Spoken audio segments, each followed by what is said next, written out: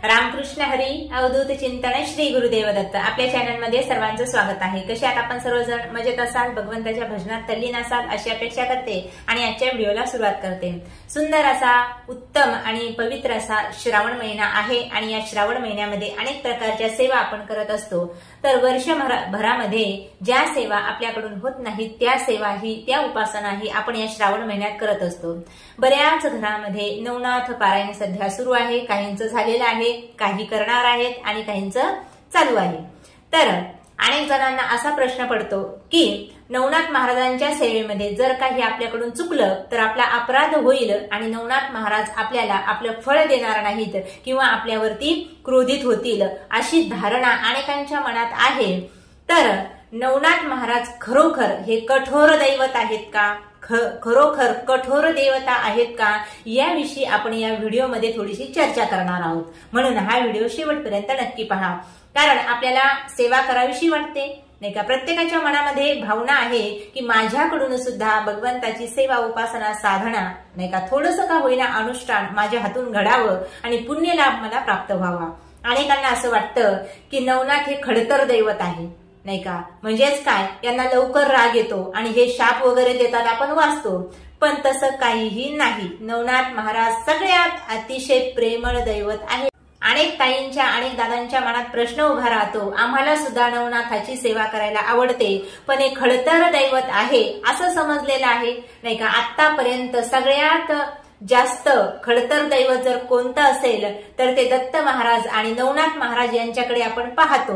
मग आम्हाला सुद्धा सेवा करावीशी वाटते, पण आपल्याकडून जर काही चूक झाली नाही का, अपराध आपल्याकडून जर झाला, मग आपल्याला सेवेचं फळही भेटणार नाही आणि हे दैवत नाही का खडतर असल्यामुळे जर आपल्यावर कोपायमान झालं नाही का, यांना जर आपला राग आला तर मग आपलं काय होईल, या भीतीने आपण नवनाथाची आणि दत्तगुरूंची सेवा करायला घाबरतो। पण महिलांनी सुद्धा नवनाथाची सेवा केलेली चालते, कुठल्याही प्रकारची हरकत नाही। शास्त्राने सुद्धा याला संमती दिलेली आहे। काही जे बुद्धिवादी लोक आहेत, बुद्धिनिष्ठ नाही का, तर्क वितर्क कुतर्क लावणारे लोक आहेत, ते म्हणतात की महिलाने अमुक करू नये, महिलांनी तमुक करू नये। पण महिला सुद्धा काय आहे तर एक आत्माच आहे, लक्षात ठेवा। शरीर जाऊ द्या, शरीर कुठलंही असेल, पण आता स्त्रीच्या शरीरामध्ये जो आहे तो आत्मी आहे का, तो सुद्धा आत्माच आहे। मनुष्याच्या शरीरात जो आहे तो सुद्धा आत्माच आहे। मग इथे आपण श्रीलिंग लावत नाही, कुठे आत्म्याला आत्मी म्हणत नाही। मग सेवा करताना का म्हणायचं, तर फक्त एकच विषय आहे, स्त्री ही पवित्र असते, महिनाभर पवित्र असते, फक्त 3 दिवस तिला अपवित्र मानलं जातं। या काळामध्ये स्त्रीने कुठल्याही प्रकारची सेवा करायची नाही का। मंत्र जप असेल, अनुष्ठान असेल, पारायण असेल, आपली देवपूजा असेल घरातली, ही सुद्धा या 3 दिवसामध्ये, म्हणजेच काय तर 5 दिवस सगळ्या काही गोष्टी करायच्या टाळायच्या आहेत। मग ती पवित्रच आहे नाही का। स्त्री ही शक्ती आहे, म्हणून महिलांनी सुद्धा नवनाथाची सेवा करावी असं मी तर नक्कीच सांगेन। आणि दुसरी गोष्ट अशी, तर नवनाथ महाराज इतके प्रेमळ आहेत, इतकं सुंदर दैवत आहे। तुम्ही जर अनुभव घेतला असेल नाही का, तुम्ही जर पारायण केलं असेल नवनाथाचं, तर तुमच्या लक्षात येईल नवनाथ महाराजांचं आपसामध्ये सुद्धा बघा किती प्रेम आहे। आपसात किती अंतःकरण आहे, एकमेकांविषयी तळमळ आहे नाही का। आपला जो शिष्य आहे, आपला जो सहकारी आहे, त्याला त्याचं पद मिळवून देण्यासाठी किती सायास करतात बघा नाही का, आणि किती आठवण ठेवतात। ज्यावेळी मच्छिंद्रनाथाने एका बाईला मूल होत नाही म्हणून पुडी दिली होती नाही का, उदीची पुडी दिली, आणि तिने शेजारणीला विचारलं, तिने सांगितलं खाऊ नको ती उदी, पिऊ नको, म्हणून तिने काय केलं, उकिरड्यामध्ये टाकून दिली। 12 वर्षानंतर मच्छिंद्रनाथ महाराज आले आणि त्यांना माहित होतं इथे सुद्धा नवनाथच निर्माण होणार आहे, त्याचा जन्म झालेला असेल। पण त्या बाईने ती जी पुडी होती, जी उदी होती, ती कचऱ्यामध्ये, उकिरड्यामध्ये टाकून दिलेली होती, आणि त्या उकिरड्यामध्ये नाही का, गोवर भस्मामध्ये, त्या गोवऱ्याच्या उकिरड्यामध्ये त्या गोरक्षनाथाचा जन्म झालेला होता। आणि 12 वर्षानंतर मच्छिंद्रनाथ महाराज आले आणि गोरक्षनाथाला वरती काढले। किती आठवण ठेवतात एकमेकाची बघा, आणि आपल्या सहकार्याला त्याचं पद देण्यासाठी किती प्रयत्न करून शिकवतात बघा तुम्ही। करोनी सायास शिकविती। ज्यावेळी राणी भुजवंतीने आपल्या सावत्र मुलाला पाहिलं, काम विकार तिच्या अंतःकरणामध्ये रुजला आणि तिने त्याला बोलून दाखवला त्याने सांगितलं, माताश्री तुम्ही माझी माता आहात, सावत्र का होईना पण तुम्ही आई आहात आणि तुम्ही हे काय बोलताय. मग राजाच्या धाकाने त्या भुजवंतीने त्याच्यावर खोटा आळ घेतला आणि मग त्या राजाने नाही का काय केलं तर त्या बाळाचे किशोरवयीन अवस्थेत असलेला मुलगा आणि त्याचे जे चरण आहेत म्हणजे पाय आहेत ते सुद्धा तोडले, हात सुद्धा तोडले आणि त्याला चौरंगा बनवलं नाही का. ज्यावेळी हे कृत्य सगळं घडत होतं त्या नगरामध्ये त्याच वेळी मच्छिंद्रनाथ महाराज आणि गोरक्षनाथ महाराज तिथे गेलेले आहेत. त्यांनी बघितलं नाही का याचे हातपाय तोडलेले आहेत पण ओळखलं हा नाथ आहे, नाथ संप्रदायातील एक नाथ आहे हा आणि याची अशी अवस्था केलेली आहे. मग राजाच्या आज्ञेने त्या चौरंगाला आपल्या सोबत नेलेलं आहे आणि सांगितलं, बाळा तू आमचा एक सहकारी आहेस तर काय कर तर तू नामस्मरण करशील का. तो म्हटला, हो तुम्ही जे सांगाल ते करीन आणि फक्त मला काय द्या, मला फक्त माझ्या पोटाची काळजी आहे कारण मला हात नाही पाय नाही त्यामुळे मी कुठलंही कार्य करू शकत नाही. मच्छिंद्रनाथाने सांगितलं, तुला काहीच करण्याची गरज नाही, फक्त 12 वर्ष एका जागेवरती राहून तप करायचं आहे, ते तू करशील का. तर त्यांनी सांगितलं, हो करोनी सायास शिकविती. आपल्या शिष्याला नाही का त्याचं पद त्याला मिळवून देण्यासाठी त्याच्याकडूनच कशा पद्धतीने सेवा करून घेतात साधू संत. म्हणजेच हे नवनाथ बघा तुम्ही एका गुहेमध्ये त्याला नेलेलं आहे, गुहेमध्ये नेऊन बसवलं नाही का, त्याची बसण्याची राहण्याची खाण्याची व्यवस्था सगळी काही केलेली आहे आणि मग सांगितलं की आम्ही आता 12 वर्षानंतर येऊ नाही का. जाताना आम्ही शिळा लावून जाणार आहोत द्वाराला, तर या शिळेकडे पाहून तुला 12 वर्ष नामस्मरण करायचं आहे आणि या शिळेकडे म्हणजे या दगडाकडे पाहूनच भजन चालू ठेवायचं आहे.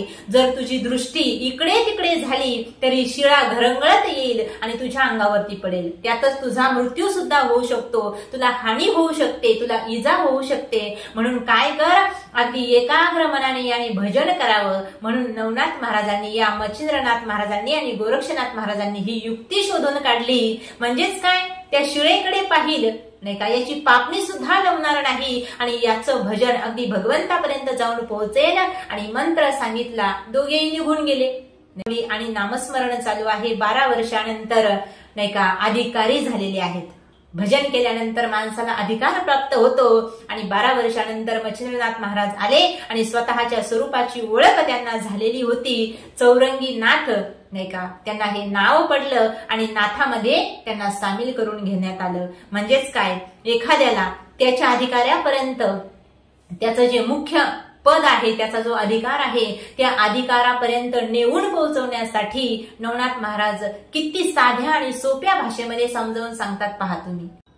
एखाद्या नाथाला जर त्रास झाला तर दुसरे नाथ लगेच तिथे धावून जातात आणि आपल्या त्या शिष्याला वाचवतात, त्या संकटातून सोडवतात, त्याला मदत करतात आणि एकमेकांचं प्रेम इतकं आहे एकमेकांविषयी. पहा आता मच्छिंद्रनाथ ज्यावेळी श्रीराज्यामध्ये गेले नाही का, ते तिकडेच रमतील असं वाटलं गोरक्षनाथांना आणि श्रीराज्यामध्ये श्री होऊन गोरक्षनाथ महाराज गेले आणि मच्छिंद्रनाथाला त्या श्रीराज्यातून बाहेर काढलेले आहे.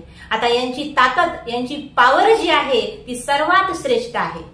नवनाथांकडे जगातील सर्वात अद्भुत शक्ती आहे ती म्हणजे शाबरी विद्येची आणि या शाबरी विद्येच्या प्रभावाने सर्व जग ते प्रभावित करू शकतात. नव्हे नव्हे इंद्र असेल, चंद्र असेल नाही का, स्वतः हनुमंतराय जे आहेत रामाचे भक्त आणि सर्व जगताला भक्तीचा संदेश देणारे हनुमंतराय, पण ते सुद्धा एके वेळी यांच्या पुढे हरले नाही का. कशामुळे, तर शाबरी विद्येचा प्रभावच असा आहे. आता ही विद्या संपादन करण्यासाठी या नवनाथांनी अनेक प्रकारचे प्रयत्न केले.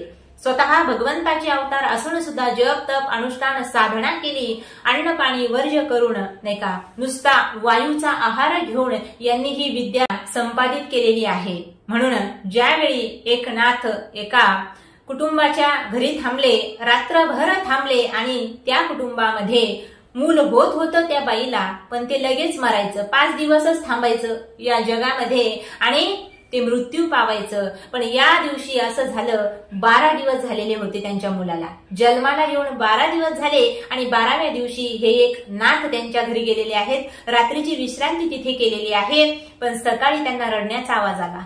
रडण्याचा आवाज आला आणि त्या घर मालकाला विचारू लागले, का हो कोण रडतंय घरामध्ये. त्यावेळी त्या घर मालकाने सांगितलं, काही नाही नाथ महाराज, माझे मुलं जे आहेत, पहिले 5-7 मुलं माझे वारलेले आहेत आणि हे 7व्या क्रमांकाचं मूल आहे. हेच मूल फक्त 12 दिवसापर्यंत जगलेलं आहे, पण त्याची सुद्धा प्रकृती रात्रीपासून नाजूक आहे. पण घरात जाऊन त्याने पाहिलं तर त्या मुलाची आई रडत होती, म्हणजेच त्याची पत्नी रडत होती आणि त्या बाळाचा देहांत झालेला होता. बाहेर येऊन सांगू लागला, महाराज हे सुद्धा बाळ आमच्या भाग्यामध्ये नाही, हे 7वं बाळ आहे माझं, हे सुद्धा काळाने नेलेलं आहे. आणि त्यावेळी त्या नाथाला खूप राग आला आणि सांगितलं, तुम्ही रडू नका, शोक करू नका, तुमचे 7ही बाळ मी आणून देतो. काय शक्ती असेल या नवनाथ महाराजांची. आणि यमधर्माकडे गेले, यमपुरीमध्ये गेले आणि यमराजाने स्वतःच्या आसनावरती या नाथाला बसवलेलं आहे. सांगितलं, महाराज मी आपली काय सेवा करू. त्यावेळी ते नाथ सांगू लागले, का रे रात्री मी त्या गृहस्थाच्या घरी मुक्कामी होतो, तरी सुद्धा तू काय केलंस तर त्याच्या बाळाला, त्याचा आत्मा, त्याचा प्राण तू घेऊन आलेला आहेस. मी तिथे असताना तू हे कृत्य केलं कसं. म्हणून रागवू लागले नाही का. यमधर्म थरथर कापू लागले आणि सांगितलं, महाराज ही माझी चुकी नाही का. हे सर्व खातं कुणाकडे आहे, मारण्याचं खातं कुणाकडे आहे तर भगवान भोलेनाथाकडे आहे. त्यामुळे तुम्ही त्यांना जा आणि त्यांच्याकडे जा आणि त्यांना बोला, मला काही बोलू नका, कारण आम्ही त्यांनी जे सांगितलंय ते कार्य करतो. कैलासाला गेले हे नाथ नाही का. तिथे सुद्धा भयंकर युद्ध झालं त्यांचं आणि सर्वांना वाताकर्षण विद्येने प्रभावित केलं नाही का. भोलेनाथांच्या गणांशी त्या नाथाचं युद्ध झालं नाही का. वीरभद्राशी सुद्धा युद्ध झालं आणि सर्वच्या सर्व जे गण आहेत ते मूर्छित पाडले. कशाने नाही का. फक्त त्यांच्याकडे काय होतं तर शाबरी विद्येचा प्रभाव होता. आपल्या झोळीतून थोडीशी अगदी भस्माची चिमूट बाहेर काढीत होते आणि वाताकर्षण विद्या त्यांना अवगत होती. अगदी भोलेनाथांसगट सुद्धा काय झालं तर सर्वांचा श्वास कोंडला गेला. आणि सांगायचं तात्पर्य एकच, एक मुलगा वारलेला होता त्यांच्या समोर, तर त्या नाथांनी 7ची 7 मुलं त्या भक्ताचे आपले आणून दिलेले आहेत. म्हणजे इतकं सामर्थ्य या नाथामध्ये आहे. मग आता यांची सेवा जर आपल्यासारख्या व्यक्तीने केली, स्त्री असेल, पुरुष असेल, लहान असेल, मोठा असेल, वृद्ध असेल, सर्वांनी नवनाथांची सेवा अवश्य करावी असं मला वाटतं. पण फक्त सेवा नियमात राहून करावी. नवनाथांना काय प्रिय आहे तर पवित्रता प्रिय आहे नाही का, स्वच्छता प्रिय आहे. आणि नियमात राहून सेवा करणं ही अतिशय अगदी चांगली गोष्ट आहे. आणि सगळ्यात जास्त कठोर नियम या पारायणाचे किंवा या नवनाथांची सेवा करताना आपल्याला वाटतात, पण ते आपल्या भल्यासाठीच आहे नाही का. पवित्र मनाने, पवित्र अंतकरणाने जर सेवा केली, स्वच्छ शरीराने जर आपण सेवा केली, आपलं घरदार सगळं अगदी पवित्र असलं आणि तेव्हा आपण या नवनाथांची सेवा केली तर नवनाथ महाराज नाही का तुम्हाला जसं तुम्हाला वाटेल तसं ते दर्शन देतात आणि तुमचं कार्य सुद्धा केल्याशिवाय राहत नाहीत. म्हणून या नवनाथांची सेवा नियमात राहून जर केली तर नवनाथ महाराज निश्चित आपल्यावरती प्रसन्न होतात. पवित्रता नियमांचं पालन करून जर नवनाथांची सेवा केली, करण्याचा प्रयत्न केला नाही का. करते धरते ते आहेत, आपण काही करत नसतो. वृक्षाची पान हाले ज्याची सत्ता, भगवंताचीच सर्व सत्ता आहे. आपण जर म्हणाल मी हे करीन, मी ते करीन, तसं होत नसतं नाही का. सगळ्या देवतांची सेवा करताना एकच म्हणायचं, भगवंता माझी कोणत्याही प्रकारची पात्रता नाही, ही सेवा मी करणार आहे, तुम्ही करून घ्या नाही का. म्हणजेच काय, ती सेवा निर्विघ्नपणे आपली पार पडत असते. आणि जशी दत्तगुरूंची कृपा नवनाथ महाराजांवरती आहे, प्रत्येक नाथाला ते जवळ घेतात, कुरवाळतात, अगदी लहान लेकराप्रमाणे त्याचे लाड पुरवतात. त्याच पद्धतीने नवनाथ महाराज सुद्धा आपल्याला लाड करतील नाही का, आपल्यावर प्रेम करतील. फक्त तुम्ही त्यांचे जर लाडके तुम्हाला बनायचं असेल तर पवित्रता, स्वच्छता नाही का, स्वच्छ अंतकरण, फक्त शरीर स्वच्छ राहून उपयोग नाही, मनालाही स्वच्छ करावं लागेल नाही का, अंतकरणालाही स्वच्छ करावं लागेल. आणि जेव्हा अंतकरण स्वच्छ होईल तेव्हा तुम्ही नवनाथ महाराजांची भक्ती करून पहा, नक्कीच तुमच्या जीवनात चमत्कार घडल्याशिवाय राहणार नाहीत. आणि तुमच्या जीवनातले जे काही उद्देश आहेत ते सर्व उद्देश नाही का, सर्व महत्वाच्या गोष्टी, सर्व साधना, सर्व इच्छा, सगळं काही नवनाथ महाराज पूर्ण केल्याशिवाय राहणार नाहीत.